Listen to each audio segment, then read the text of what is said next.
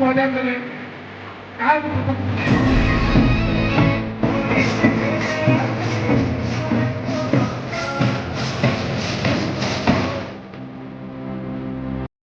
नीलगिरी बिजलीर विशाल जनसंपर्क पदयात्रा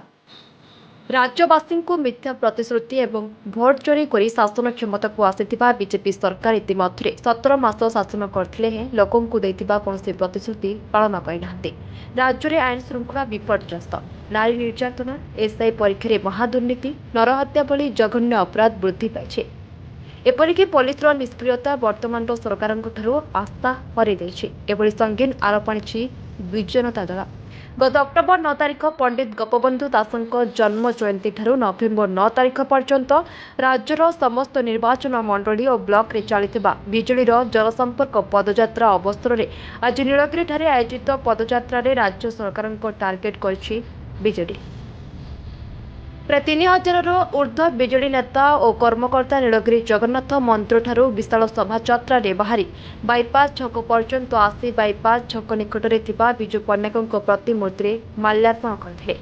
पर केसी हाईस्कल पड़िया आयोजित सभारे नीलगिरी पूर्वतन विधायक सुकांत कुमार नायक सभापतित्व अनुष्ठित समावेश में पूर्वतन मंत्री प्रफुल्ल सामल, जिला सभापति तथा पूर्वतन मंत्री ज्योति प्रकाश पाणिग्राही, रेमुणार पूर्वतन विधायक सुधांशु शेखर परिड़ा, नीलगिरी ब्लॉक अध्यक्ष शुभलक्ष्मी माझी, नीलगिरी एलएसी पूर्वतन चेयरमैन राधा गोविंद फटुआ, बीजेडी वरिष्ठ नेता गंगाधर मिश्र, नगर सभापति रवींद्र कुमार परिड़ा मंचासीन रही राज्य सरकार को तीखी समालोचना करथिले।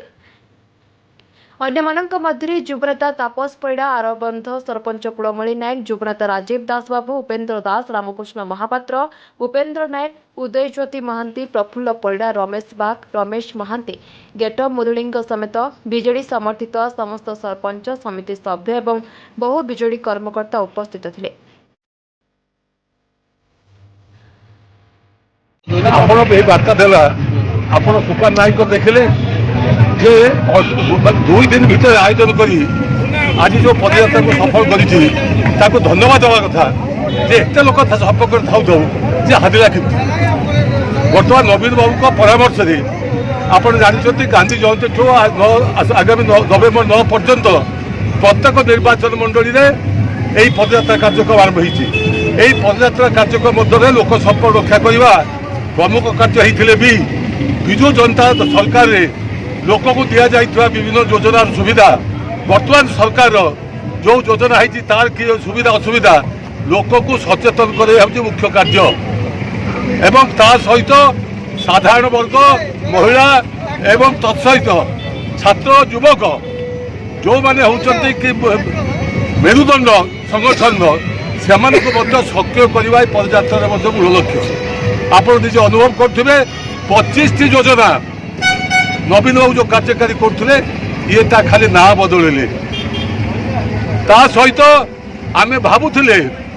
जे महिला मान कर खाली रंग बदलुंट ये होती नेम चेंजर आपको चिन्हवा उचित मिथ्या कथा कही असत्य कथा कही क्षमता को आसी आमे सबू करदेबू ये सरकार किसी कला नहीं 350 यूनिट बिजुली मागणा दो इत्यादि इत्यादि जहाँफल आपको भोट देने नहीं मु अनुरोध करी नवीन पट्टनायक हाथ मुठा टाल करने सहित